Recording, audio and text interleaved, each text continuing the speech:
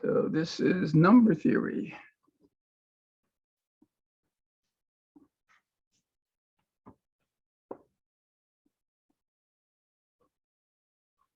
And it's lecture 11, it's lecture 10, but last week we had the exam, and we're going to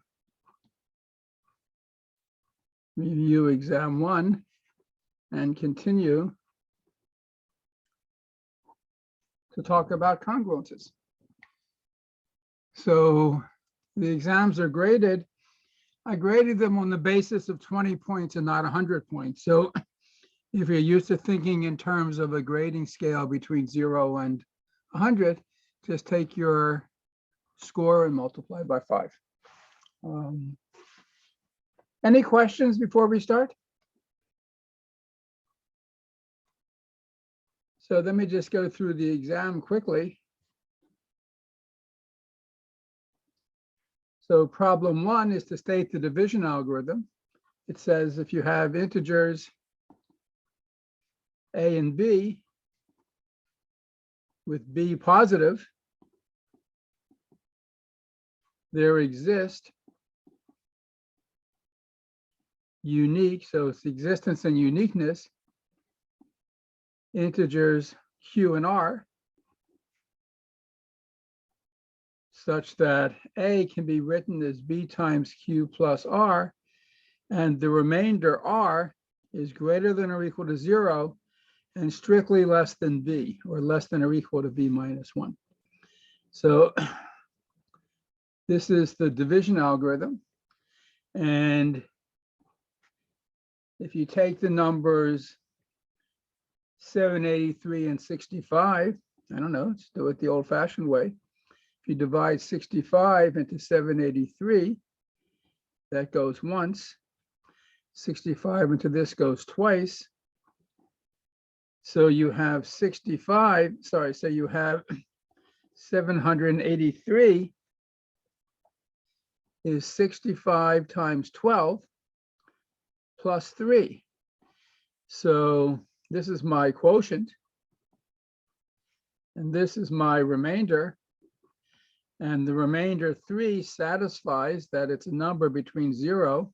So in this case, A is 783 is less than or equal to, sorry, B, A is 783, B is 65. The remainder has to be between 0 and 64, and that's correct. In the division algorithm, B has to be positive, but A does not have to be. And I also asked about the division algorithm applied to the numbers minus 783. So it certainly is true that minus 783 is minus 65 times 12 plus 3, which is the same as 65 times minus 12 plus minus 3. But this is not what you get from the division algorithm, because this is not greater than or equal to 0. Right? So the remainder is not minus 3. The remainder has to be non-negative. Of course, you can always write minus 3 is 65 minus 62. So this is the same as 65 times minus 12 plus, 3 is 65 minus 62. So minus 3 is minus 65 minus 62. So this is 65 times minus 12 minus 65 plus 62. Minus 12 minus 1, this is 65 times minus 13 plus 62. And this is the division algorithm because this remainder, 62, is between 0 and 64. So the division algorithm, when you take the number minus 783 and divide by 64, is exactly equal to this. Okay. Any questions about this?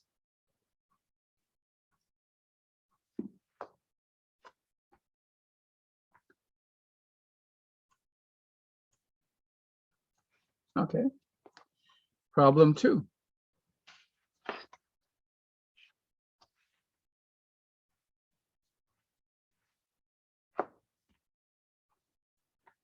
So problem 2, you have to compute the two-adic representation of the number 317. If you look at the powers of 2, 1, 2, 4, 8, 16, 32, 64, 128, 256, 512. Well, when you get up to 512, you're too big. 256 is the largest power of 2. And 317 minus 256 is 61. 61 is 32 plus 29. 29 is 16 plus 13. 13 is 8 plus 4 plus 1. So we get 317 is, let me write it in increasing order, it doesn't matter. 1 plus 4 plus 8 plus 16 plus 32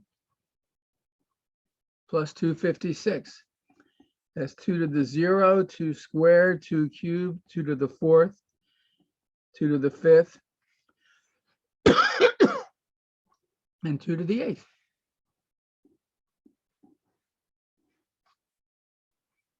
So this is the two-adic representation of 317.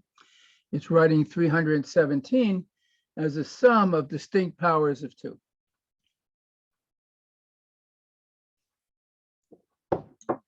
Any questions about that? Okay, B. Write 317 three-adically. So the powers of 3, 1, 3, 9, 27, 81, 243, 729. That's too big. So 317, the largest power of 3 you can pick is 243. And that leaves a remainder of 74.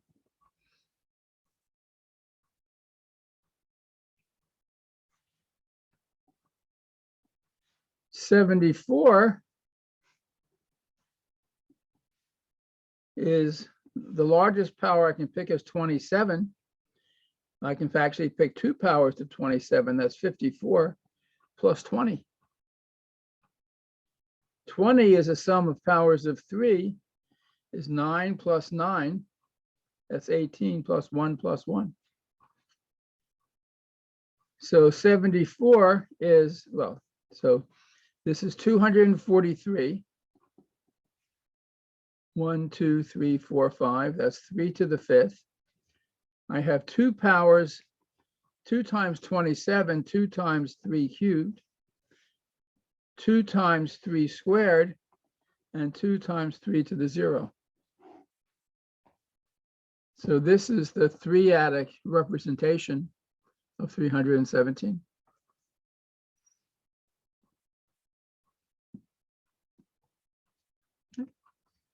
Questions about that?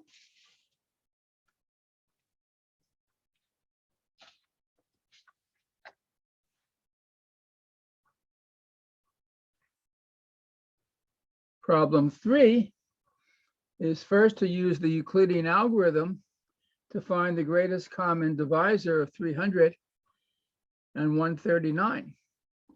So if you divide 300 by 139, that goes in twice, and it leaves a remainder. Let's see, this is 278. It leaves a remainder of 22.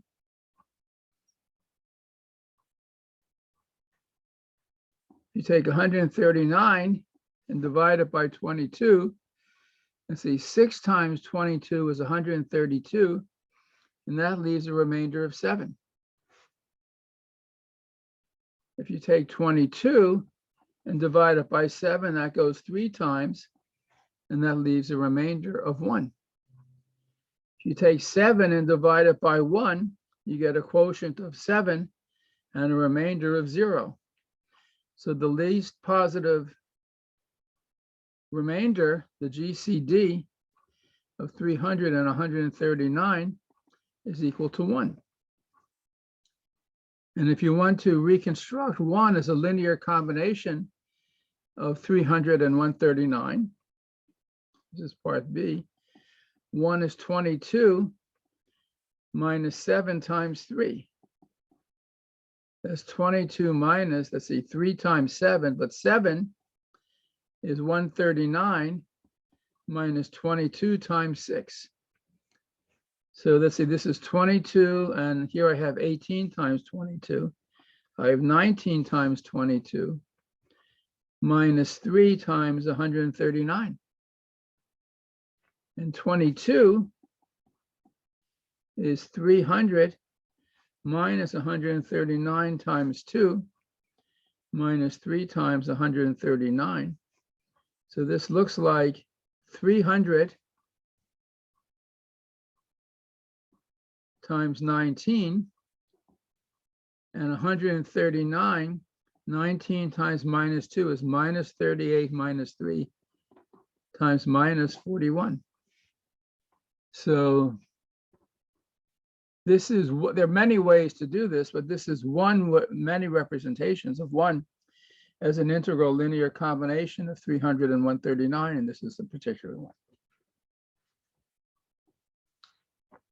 And then to get the continued fraction for 300 and 139, you can always just do it. 300 over 139 is 2 plus 22 over 139, which is 2 plus 1 over 139 over 22, which is 2 plus 1 over 139 over 22 is 6 plus 7 over 22, which is 2 plus 1 over 6 plus 1 over 22 over 7, which is 2 plus 1 over 6 plus 1 over, and 22 over 7 is 3 plus 1 over 7. So that is the continued fraction we're looking for. And you look at the division algorithm, these quotients that you get, 2, 6, 3, 7, it's exactly the quotients when you carried out the Euclidean algorithm, 2, 6, 3, 7. Any questions about this?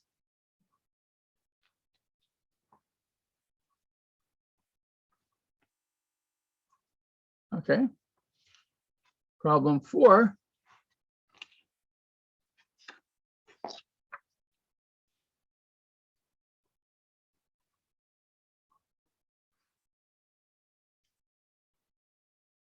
We're told in the part A divides B.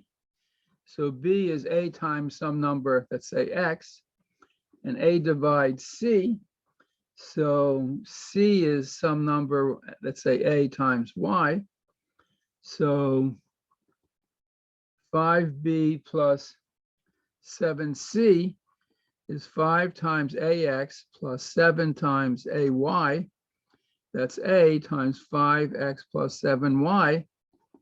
So A divides 5B plus 7C.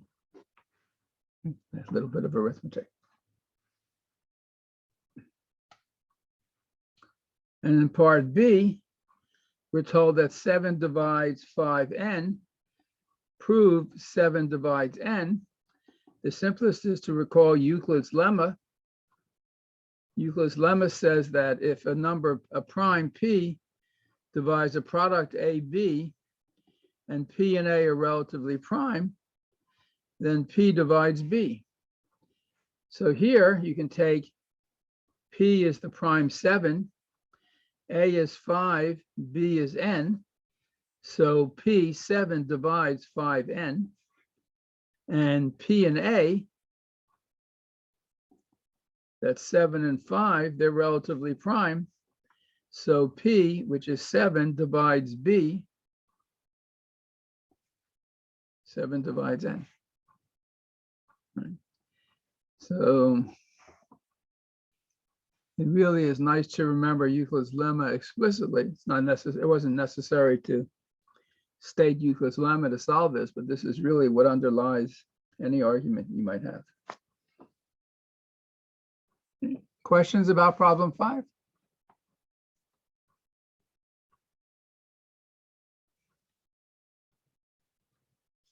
Okay. Sorry, problem 4. Problem 5, prime and composite, you know what they are, I hope.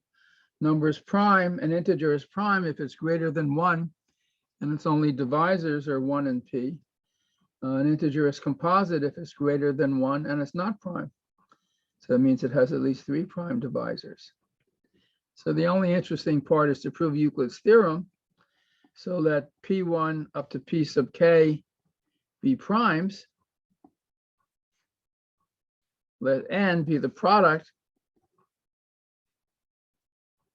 of all these primes plus 1. So every integer N bigger than 1, so this is certainly bigger than 1, is divisible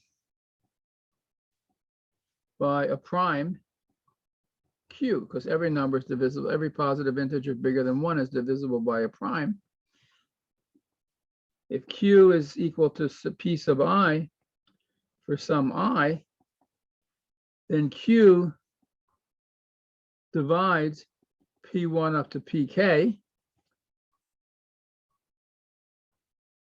because it's one of them, and it divides N, so it divides the difference.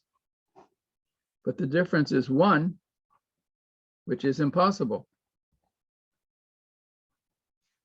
So therefore, Q is different from PI for all I. So given any finite set of primes, there always exists a prime not in that set, and that means the set of primes cannot be finite. Otherwise, you could just choose these to be all the primes. So that's one way to prove Euclid's theorem about the infinitude of primes. Okay.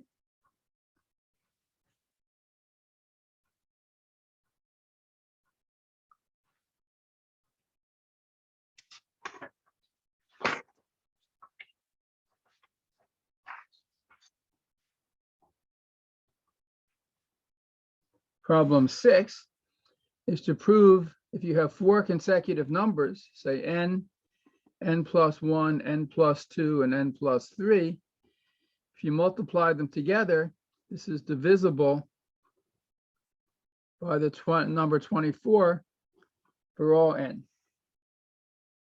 So again, there's several ways to do this. You can observe that if you have even just 3 consecutive numbers, one of them is divisible by 3. So this is always divisible by 3. If you have 2 consecutive numbers, one of them is even. If you have 4 consecutive numbers, 2 of them have to be even. It could be even, odd, or odd, even, odd, even. And whenever you have 2 consecutive even numbers, one of them is divisible by 4. So this number would be divisible so this number would, they're both even. One's divisible by 2, one is divisible by 4, at least. So this is divisible by 8 and divisible by 3. So it's divisible by their product. Another way to do this, is several people did, is to look at all the possible cases. So if you let n be equal to 4q plus r, dividing 4 by q, by dividing n by 4, you get a remainder which is 0 or 3, and then you just look at all 4 cases. So if r is equal to 0, these numbers are 4q, 4q plus 1, 4q plus 2, 4q plus 3. This is 2 times 2 cubed plus 1. So this is altogether 8 times something. And if the remainder were 1, 4 cubed plus 1, 4 cubed plus 2, 4 cubed plus 3, 4 cubed plus 4. This is 2 times 2 cubed plus 1. This is 4 times cubed plus 1. When you multiply this together, you get 8 times something. In the cases 2 and 3, you look at similarly, and in all 4 cases, this product of 4 consecutive numbers is divisible by 8. And then you do the same thing with 3. If you take n and you divide it by 3, you get a quotient plus a remainder r, and the remainder is between 0 and 2. So you look at those 3 cases. If r is 0, this is 3 cubed plus 1, 3 cubed plus 2, which is still a multiple of 3. If n is 3 cubed plus 1, you add 1, you get 3 cubed plus 2. You add 2, you get, or add another one, 3 cubed plus 3. But this is 3 times q plus 1. So again, this product is divisible by 3, and the remainder r equal 2 gives you also the same result. So you have a number divisible by 3 and 8, and 3 and 8 are relatively prime, so the number is divisible by the product. Right? Any questions about that?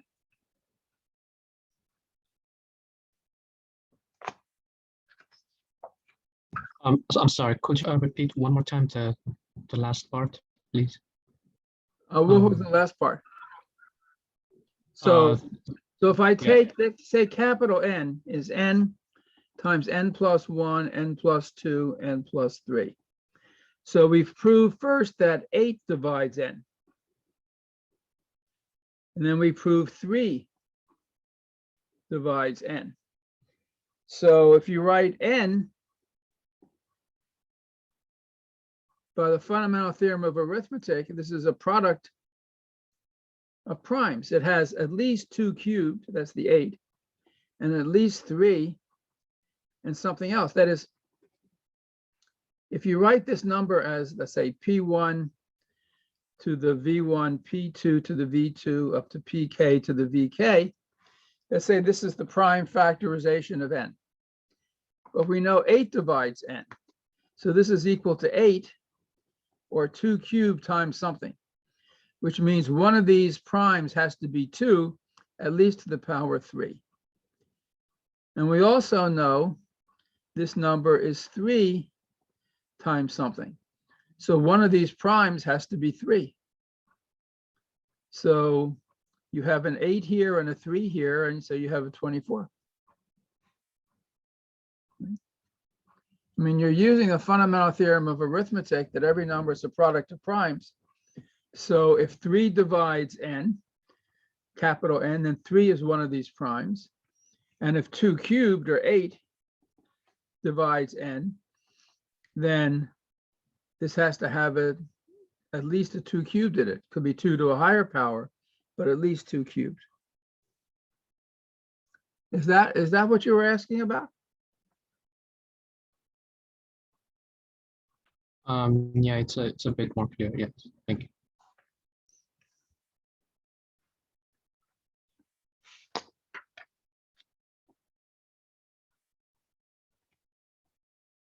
In problem 7, first we went to factor 6270.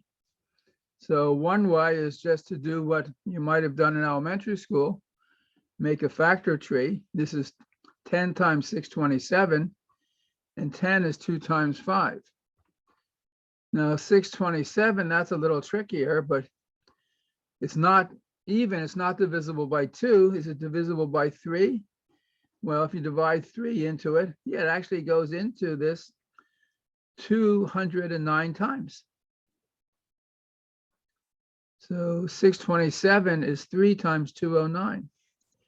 Let's see, this number, it's not divisible by 2. And you just check, it's not divisible by 3. It's not divisible by 5. Try 7. 7 doesn't work. Try 11. 11 does work. 11 into 209 goes 19 times. So this is 11 times 19.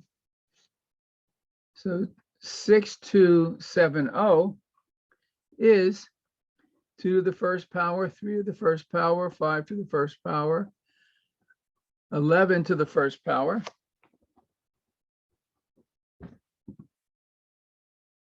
19 to the first power. That's the factorization.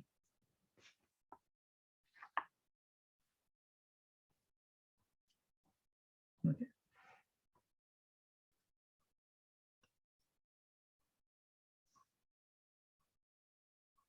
And in part B, to compute the sieve of Eratosthenes, to compute the primes up to 90 using the sieve of Eratosthenes, you can just write down all the numbers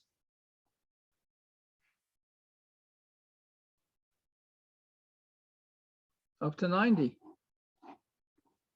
Now, the square root of 90 is something between 81 is 9 squared. This is bigger than 9 and less than 10. The primes up to 9 are 2, 3, 5, and 7. So you cross out 1. 1's not a prime. You have 2, and then you cross out the multiples of 2, the higher the multiples of 2. 3, and then you cross out the higher multiples of 3. And same with 5 and same with 7. And you end up with the list of primes. So I have done that in class previously. It's just a little calculation that actually is kind of fun to do.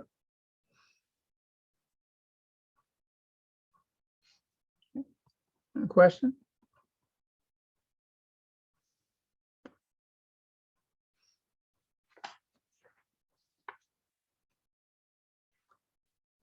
Problem 8 is to prove every positive integer is a product of prime numbers. So n equal 1 is a product of 0 primes, of no primes, no prime. The empty product is 1. If you don't like that, you start with 2 is a prime. And we can prove this by induction.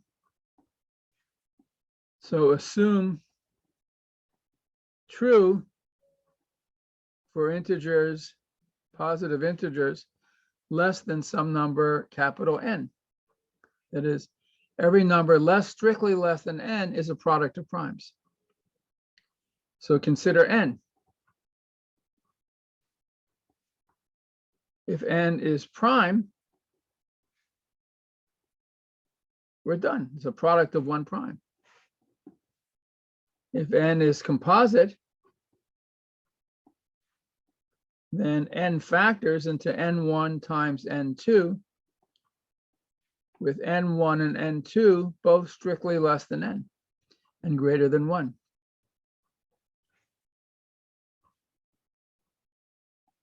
By the induction hypothesis, since every number less than n is a product of primes, n1 is, let's say, a product of k primes, n2 is also strictly less than n. So n2 is a product of, let's say, L primes, and therefore n, which is n1, n2, is the product of these, is the product of the products. P1 up to pk times p1 prime up to p sub L prime. And that's the proof.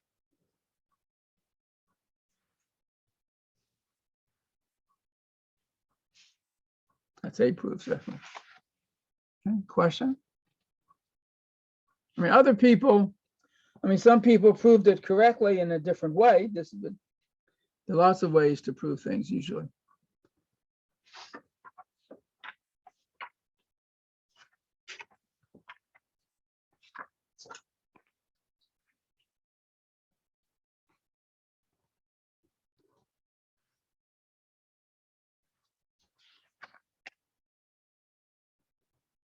Let's see. Problem 9 The GCD is the largest common divisor of two integers. The least common multiple is the smallest common multiple of two integers. What is the least common multiple of 28 and 35? So 28 is 4 times 7, or 2 squared times 7. 35 is 5 times 7. So the least common multiple, it has to be divisible by both of these numbers. So it has to be divisible by 4, divisible by 5, and divisible by 7. That's 140.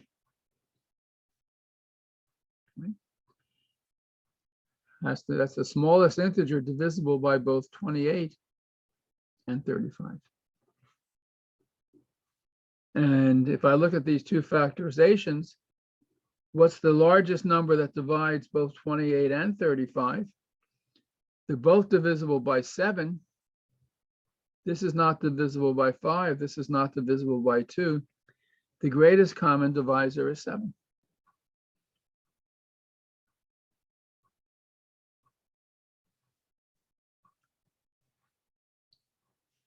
Now, in general, if you have two numbers, let's say A, which is P1 to the V1, P2 to the V2, up to PK to the V sub K, and I write, this is using the fundamental theorem of arithmetic, every number is a product of primes. B is, let's say, P1 to the W1, P2 to the W2, up to PK to the WK, where the VI and the W sub i's, these exponents, can be 0 or positive. So this is the fundamental theorem of arithmetic, using the fundamental theorem of arithmetic to write A and B as a product of primes. Now, if D divides, so let me write it like this. Let D, say, is P1 to the U1 up to PK to the UK, be a common divisor of A and B. So if D divides A, P1 to the U1 divides A. So let me just write this out. So suppose that A is D times X for some number X. Then P1 to the V1 up to PK to the VK is D, P1 to the U1 up to PK to the UK times X, which is also some power of primes. Here, P1 occurs to the power of V1. Here, P1 occurs to the power U1. U1 can't be bigger than V1. That is, U1 has to be less than or equal to V1.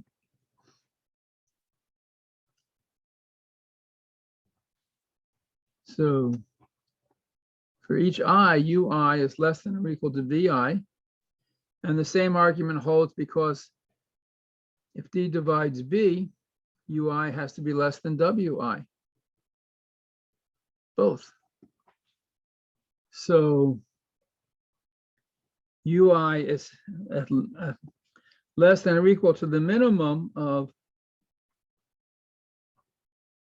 VI and WI. And if you want the common divisor to be as large as possible, so D is, if D is the greatest common divisor, then you want UI to be equal to the minimum of VI and WI. For any divisor, for any common divisor, UI is at most this. But for the greatest common divisor of AB is the product over all primes, over all these primes, I going from 1 up to K, to the minimum of UI and VI. And if you look at the least common multiple, let me just let me just repeat this argument again carefully because it's something that you need to understand.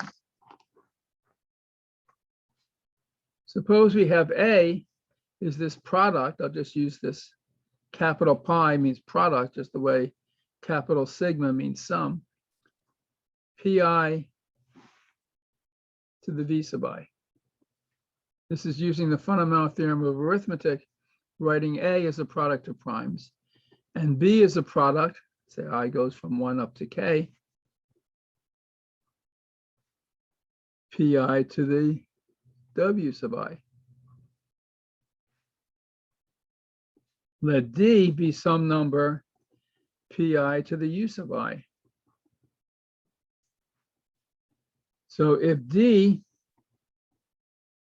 divides A and B, that is if D is a common divisor, then this exponent ui can't be any bigger than Vi or Wi. So it's less than or equal to the minimum. And if D is the greatest common divisor, then I want this ui to be as large as possible. D is the product. I goes from 1 to k, Pi to the minimum of Vi and Wi. And similarly, if, let's say M is the least common multiple of A and B, then M is the product, I goes from 1 to k, of the maximum of P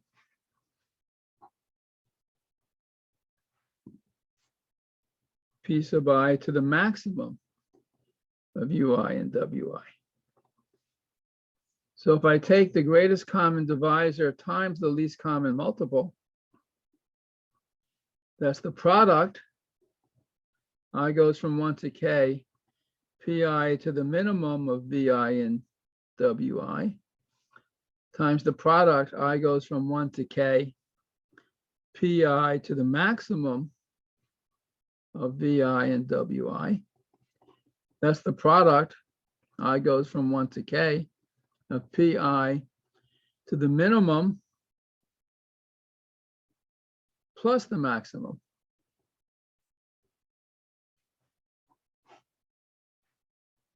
And if you have two numbers, if you take the minimum plus the max, that's just the same as taking the sum of the two numbers. Because if you have two numbers, one is the min, the other is the max. So let me just write this over here. So this is the product, I goes from 1 to k, Pi to the Vi plus Wi, which just by the rules of exponents is the product of Pi to the Vi, product of Pi to the Wi, and this is A times B.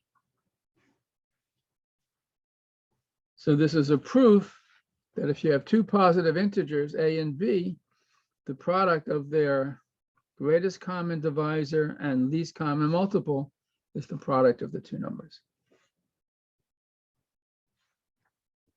That's the proof.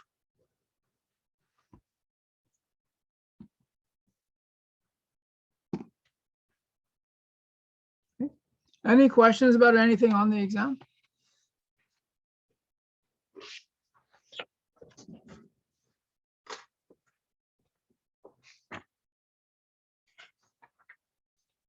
Okay. Then we go on to continue our study of congruences. And we proved today some very important results about linear congruences.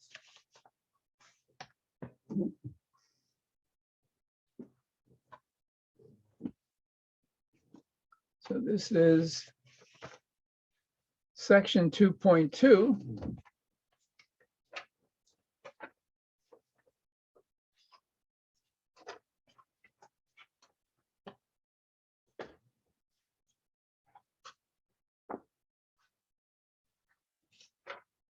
And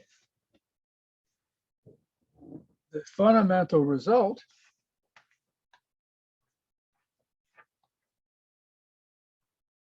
is the following. So remember the definition. M is a positive integer, which is called the modulus.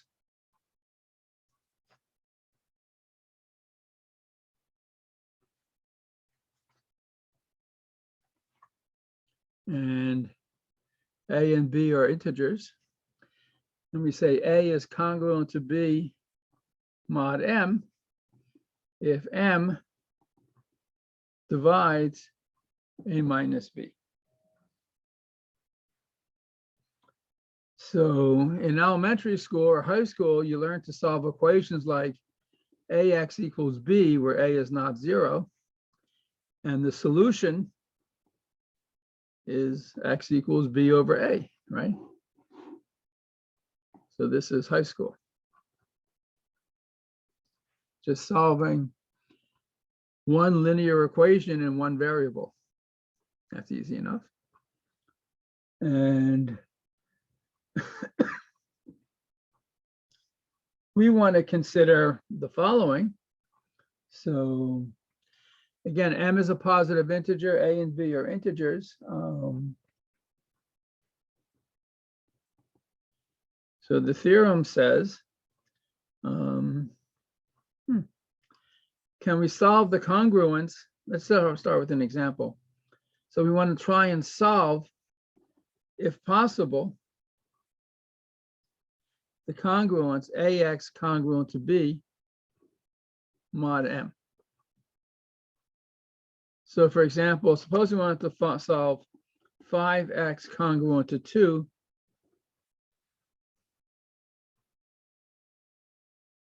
mod 9. That means, what does this mean?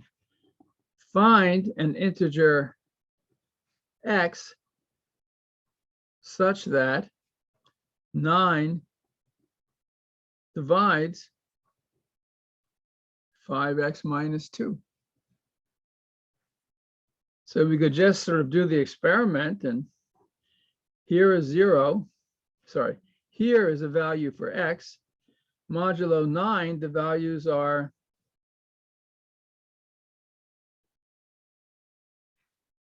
the possible different values of X mod 9 are 0 to 8. And what is 5X congruent to 2 mod 9? So when X is 0, 5 times 0 is 0, is congruent to 0 mod 9. Not 2, so that's not a solution. When X is 1, 5 times 1 is congruent to is equal to 5, which is congruent to 5 mod 9. It's not a solution. When X is 2, 5 times 2 is 10. 10 is congruent to 1 mod 9. It's not 2. When X is 3, 5 times 3 is 15. 15 is congruent to 6 mod 9. So for these first four numbers, I got 0, 5, 1, and 6. I'm trying to get a 2. See, when X is 4, 5 times 4 was 20. Ah, that's good, because 20 is congruent to 2 mod 9, right? 20 congruent to 2 mod 9 because 9 divides the number 20 minus 2, which is 18. So a solution of this congruence is X equal 4, one solution. X equal 4 is a solution. I claim there are other solutions. Suppose I take X equal to 13. 5 times 13 is 65. 65 minus 2 is 63, which is 9 times 7. So 65 is congruent to 2 mod 9. 9 divides 65 minus 2. So X equal 13 is a solution. What about x equal to minus 5? 5 times minus 5 is minus 25. Minus 25 minus 2 is minus 27, is 9 times minus 3. So minus 25 is congruent to 2 mod 9. So that's another solution. In fact, there will be infinitely many solutions. Right? Let's look at another example.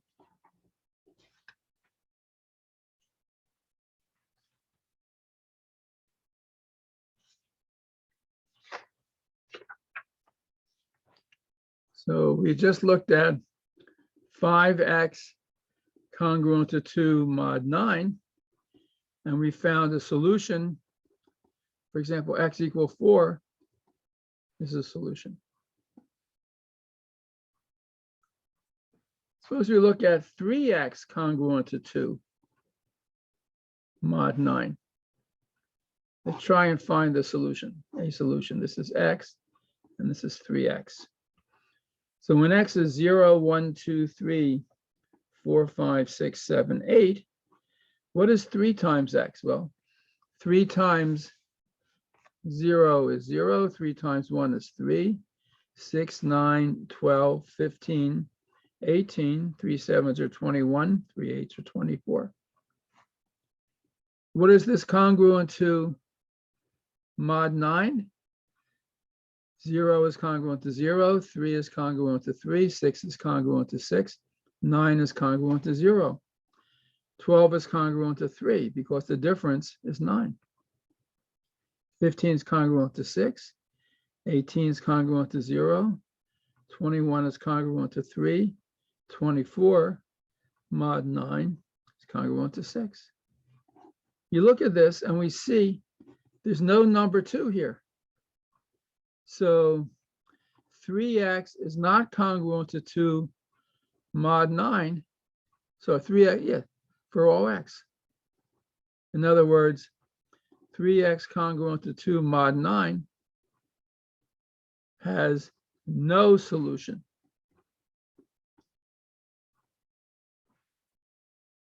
So these two examples show us that the linear congruence, ax congruent to b mod m, is sometimes solvable and sometimes, depending on the congruence, not solvable.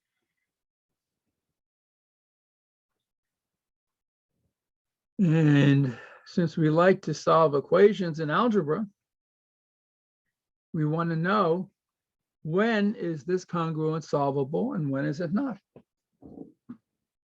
And the basic theorem in this section answers this question completely. It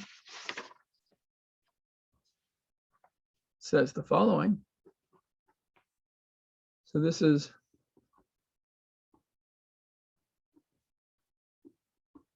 Theorem 2.2. We have M, A, B integers. M is the modulus, so it's at least 1.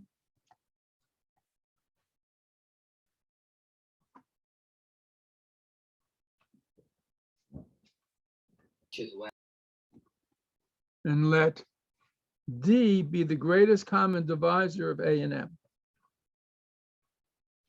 So the theorem says that the congruence AX congruent to B mod M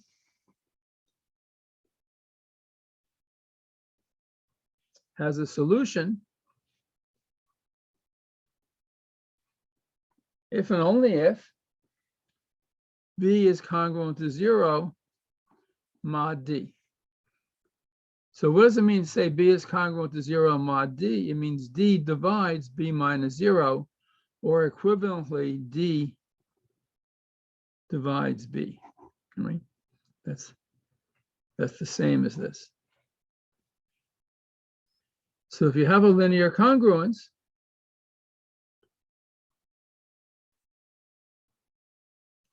let D be the greatest common divisor of A and M. If it divides B, you win. If it doesn't, you lose. So what about the two examples we just considered? We looked at 5x congruent to 2 mod 9. So A is 5, B is 2,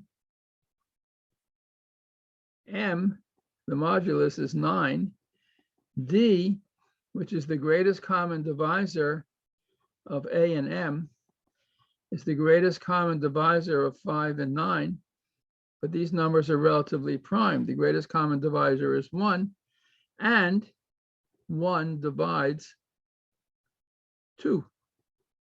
So this condition is satisfied, and we saw that this congruence has a solution.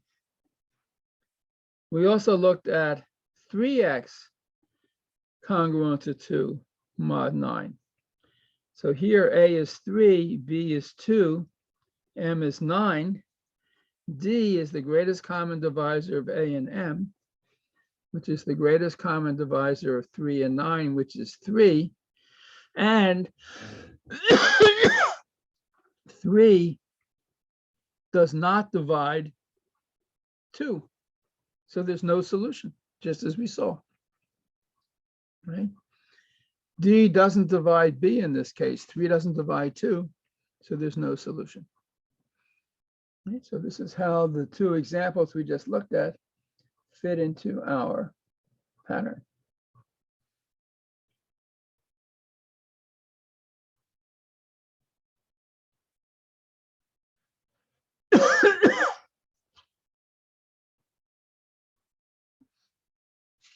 So how do we prove the theorem?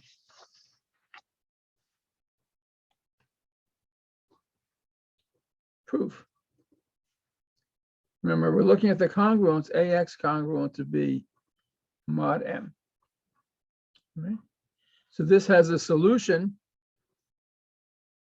Let's just understand this.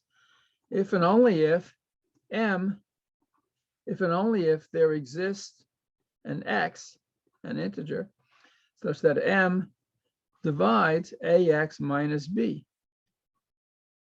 which means AX minus B is a multiple of M. It's M times Y for some Y in Z.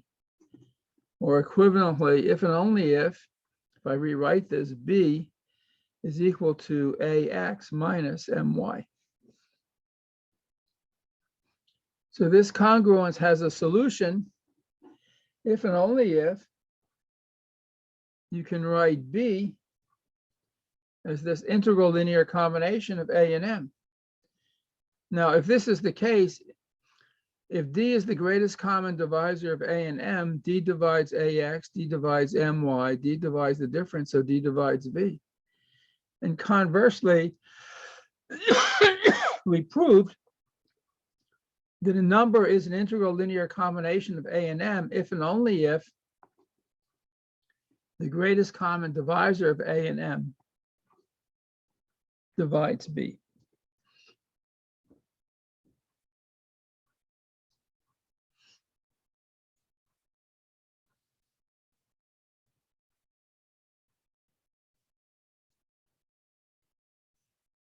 And that's the whole proof. That's the whole proof. Of course, you have to remember the theorem from the chapter 1 that says the greatest common divisor of A and M is an integral linear combination of A and M. And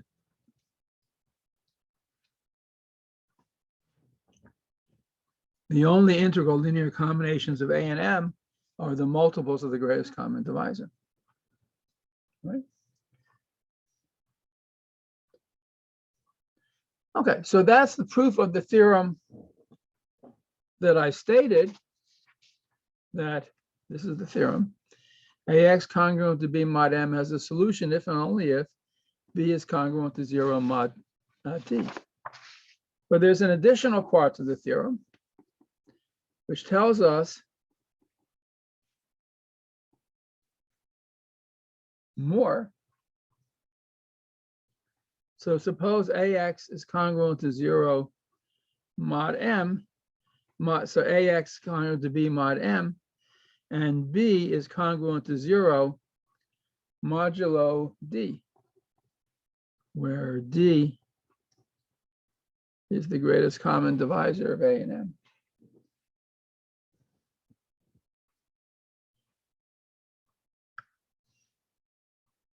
So I want just to make a following observation. Observe. Suppose AX is congruent to B mod M, and X is congruent to Y mod M. So you have a solution of this congruence, and you have an integer Y, which is congruent to X mod M. And they're infinitely many, right? Y is any number of the form X plus MK. This whole infinite arithmetic progression of integers consists of numbers that are congruent to X mod M. So AX congruent to Y mod M. So we proved that AY is congruent to AX. You can multiply congruences, and AX is congruent to B mod M, or AX is congruent to, AY is congruent to AX mod M. AX is congruent to B mod M. Congruence is transitive, so AY is congruent to AX is congruent to B mod M.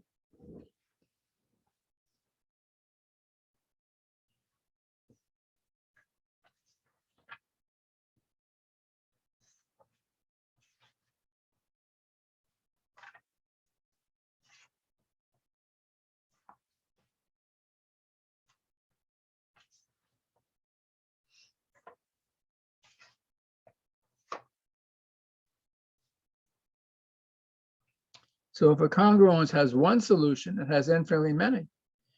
Because, so if you have one solution, X, to a linear congruence, every number in that congruence class modulo M is a solution.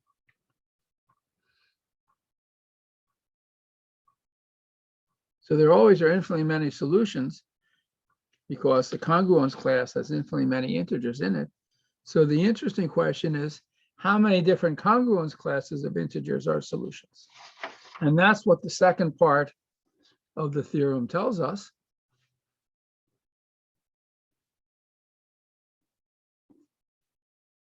So this is the second part. AX congruent to B mod M. D is the greatest common divisor of A and M. If B is congruent to 0 mod D, that means then this congruence has a solution. Then the congruence has exactly D pairwise incongruent, that means not congruent, solutions modulo M. That is, you can find exactly D integers that are not congruent to each other mod M that solve the congruence.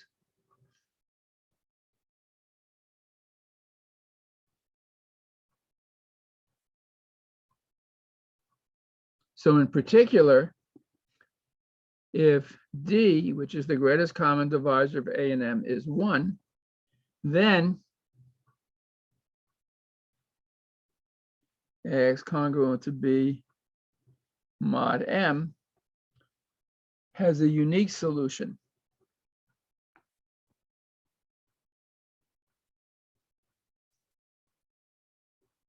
Modulo M for all A. Because there's exactly one pairwise incongruent solution.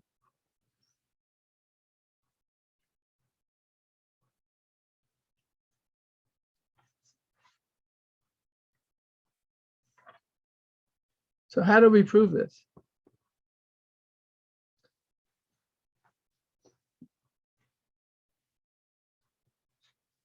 So suppose that X and X1 be solutions of the congruence. So this means that AX is congruent to B mod M, and AX1 is congruent to B mod M, which means AX is congruent to AX1 mod M, or AX1 is congruent to AX, which means AX1 minus AX is congruent to 0 mod M. Just subtracting AX from both sides, which implies that A times X1 minus X is congruent to 0 mod M.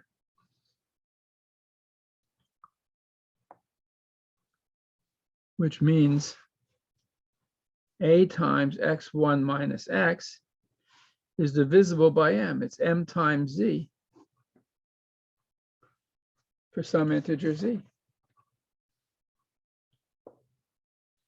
Now, if D is the greatest common divisor of A and M, I can divide by D. I get A over D times X1 minus X is M over D times Z. And these are integers.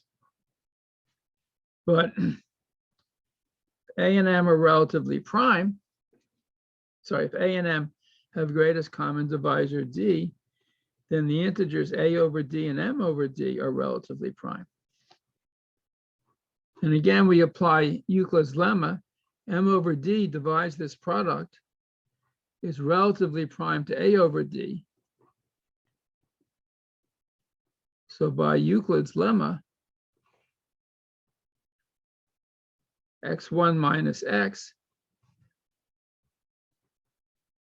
M over D divides X1 minus X, or X1 is congruent to X.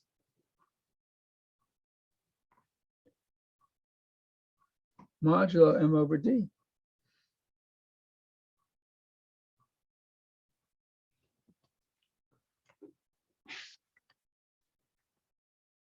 So this is what we've proved so far.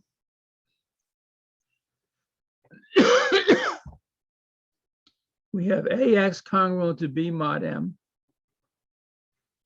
and B congruent to 0 modulo D, where D is the greatest common divisor of A and M.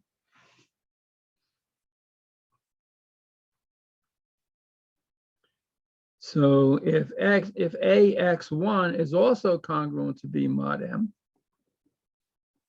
then X1 is congruent to X modulo M over D, and X1 therefore is equal to X plus some multiple I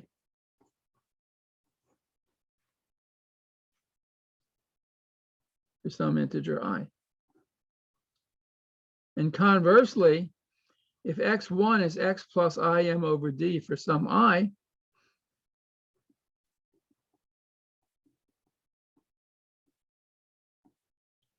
then AX1 is A times X plus IM over D. This is AX plus I AM over D, which I can write as A over D. A over D is an integer.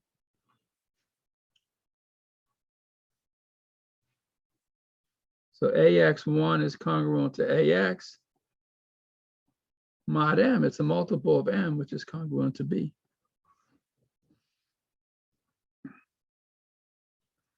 So the solutions of this congruence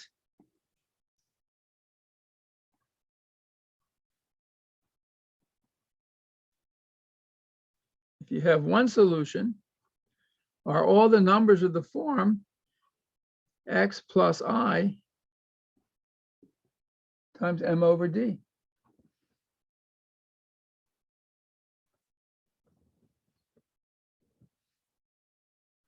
And for I going from 0, 1 up to d minus 1, these numbers are pairwise different mod m, pairwise incongruent.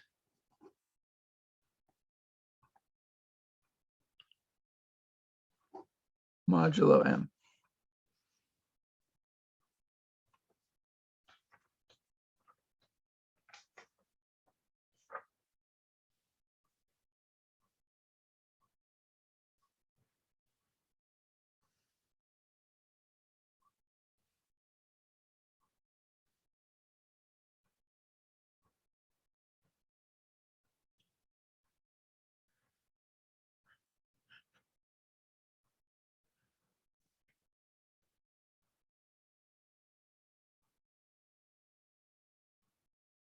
And those are distinct in all the solutions.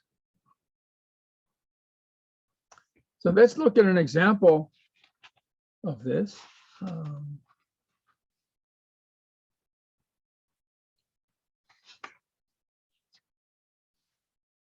Let's see. Suppose I look at the congruence 6x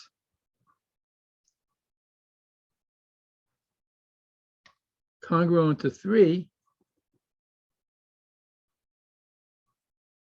I get 6x congruent to 9 mod 15. So A is 6, B is 9, the modulus is 15, D, which is the greatest common divisor of A and M, is the greatest common divisor of 6 and 15, that's 3, and B, which is 9, is divisible by 3, is congruent to 0, modulo D, mod 3. So the theorem says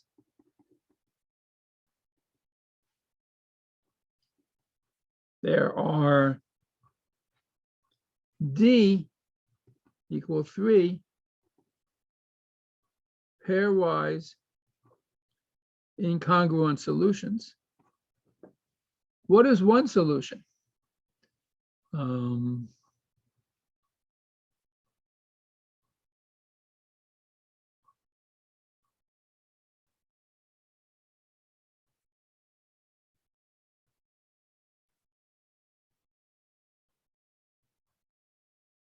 X equal 4. 6 times 4 is 24. 24 minus 9 is divisible by 15. So one solution is x equal 4.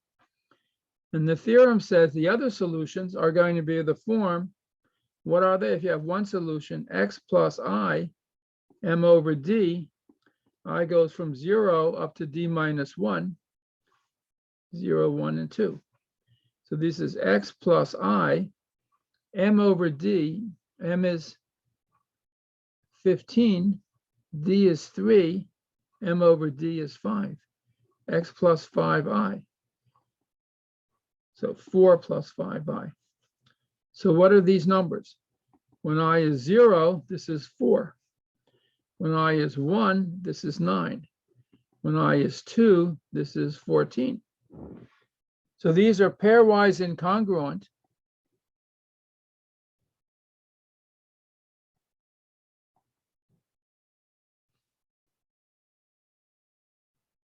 Modulo m equal 15. Let's just check. 6 times 4 is 24, is congruent to 9, mod 15, because 24 minus 9 is 15. What about 9? 6 times 9 is 54. 54 minus 9 is 45, is 15 times 3. So 6 times 9 is congruent to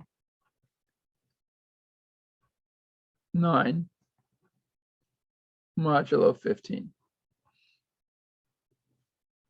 What about 14? What is 6 times 14?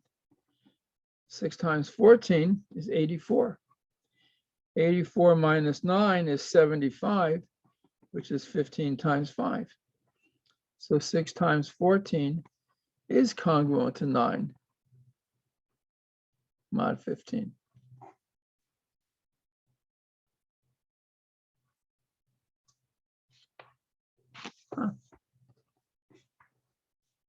So that's theorem 2.2, and it has many consequences. And I'm just going to mention one more, and then I'm going to stop. Professor, can you go back? Professor, can you go back? Yeah. Thank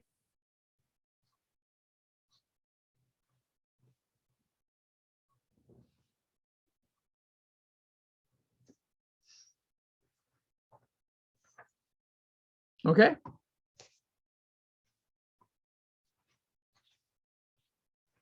So remember, we've defined certain algebraic structures.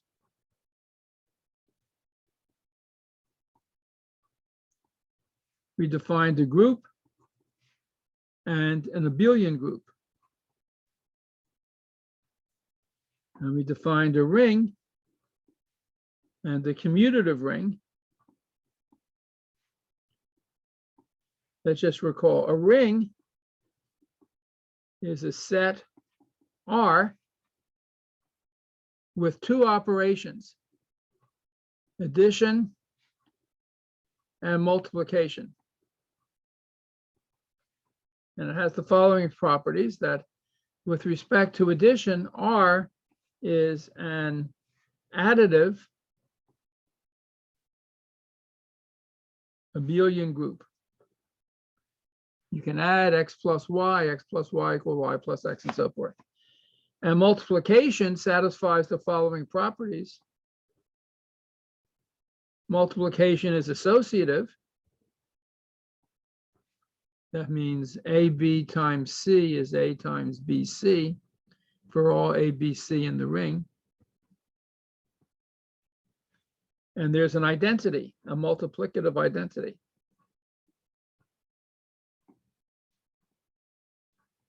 You can call it 1 or E. Let me just call it E. The identity E has the property that A times E and E times A is equal to A for all A. And there's an associative rule. A times B plus C is AP plus AC, and B plus C times A is BA plus CA. Right, and these are different rules. So that's what a ring is. It has addition and multiplication satisfying these properties. So a ring is commutative if multiplication is commutative. AB equals BA for all AB in the ring. So the example, the integers under ordinary addition and multiplication, that's a commutative ring. And also the congruence classes mod M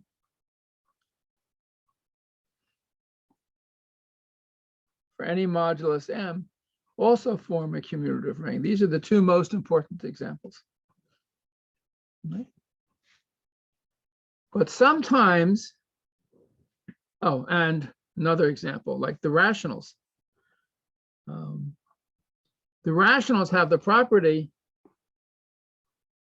for every fraction x in the Q different from 0, there is a y in Q such that x times y equals 1. 1 is the identity in the rationals.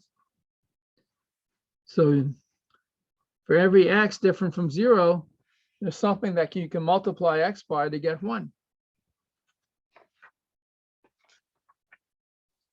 So we say that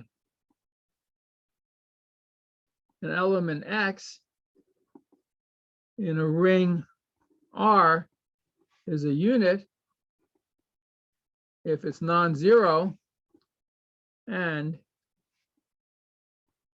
there exists an element y in the ring such that x times y and y times x is the identity, E or 1. And we say that a field, this is very important, a field is a commutative ring such that every non-zero element is a unit, has a multiplicative inverse. So for example, the rational numbers Q are a field. Because if you let x be equal to a over b in the rationals, not 0, then if you let y be b over a, which is also not 0,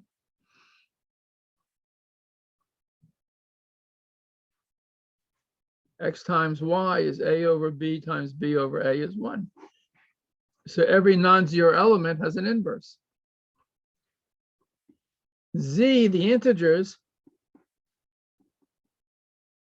is not a field. Because if you take the number 3, 3y is not equal to 1 for all y and z. There's no multiplicative inverse to 3 in the integers. In the rationals, you can take a third, but a third isn't as an integer. Suppose I take the congruence class as z mod 3z. So this consists of 3 congruence classes, 0 plus 3z, 1 plus 3z, and 2 plus 3z. Now, 1 plus 3z times, so the identity is 1 plus 3z in this ring. You multiply 1 plus 3z by any congruence class, you get back that congruence class. If you take 2 plus 3z times 2 plus 3z, 2 times 2 is 4. But 4 is congruent to 1 mod 3. So 2 has an inverse. 2 plus 3z has an inverse itself. And of course, 1 plus 3z times 1 plus 3z equals 1 plus 3z. So this ring of congruence classes mod 3 is a field. The 0 is the additive identity is 0 plus 3z. Every non-zero element has a multiplicative inverse. So that's a field with 3 elements. That's quite nice.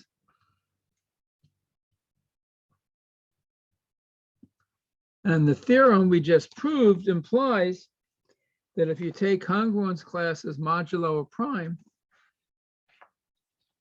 that's always a field for every prime p, and only for primes.